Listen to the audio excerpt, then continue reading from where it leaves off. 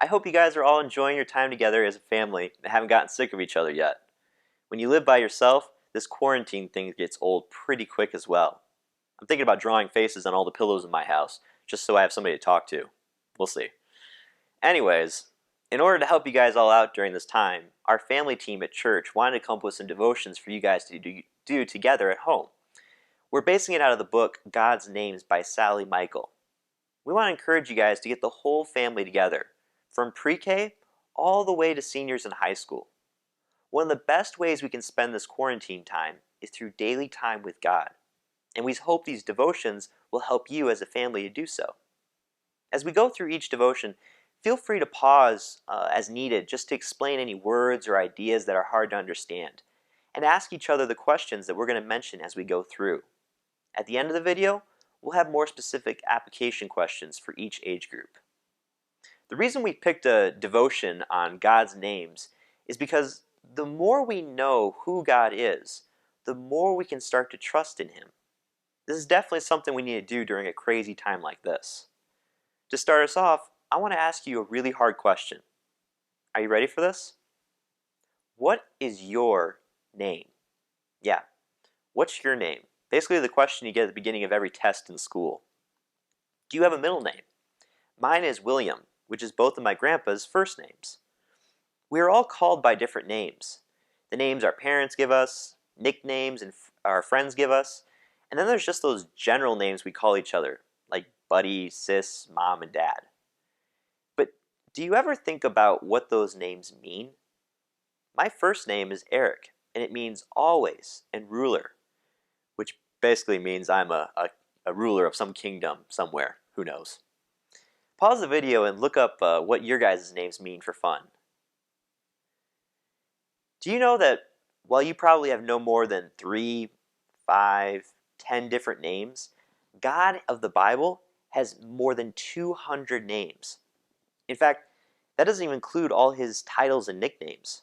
If you added all of them together, there would be more than 700 names for God.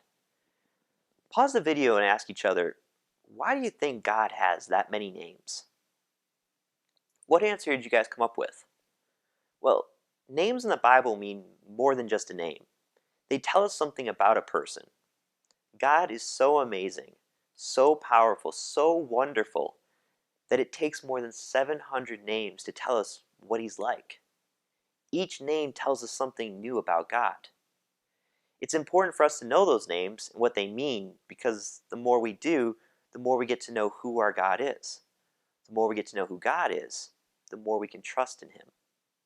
Psalm 9:10 puts it this way, "And those who know your name put their trust in you, for you, O Lord, have not forsaken those who seek you." If we know God's name, meaning we know who He is, what He's like, then we have more and more reasons to trust Him, despite whatever hard circumstances we're going through. As it says in this verse, He will not forsake those who seek Him. Think about it this way. If I know that God is powerful, loving, all-knowing, and much, much more, then I'm going to have a greater trust in Him. Why?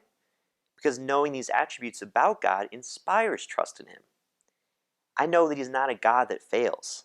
He's the one and only true God who does not fail. The more I know about God, the more reasons I have to trust Him. In other words, as we look throughout Scripture and we look at the different names that He has, we find more and more reasons to trust Him. These names are found throughout the Scriptures, and over the next several weeks, we're going to look at just a few of these names of God. As we do, we're going to find more and more reasons to trust Him. To wrap up our time today, we want to challenge you guys to do 2 things. First, take some time to discuss the questions in the description of this video to further explore how knowing God's names builds greater trust in Him. Second, using a piece of poster board or other large drawing surface, creatively draw or write as many names of God as you can.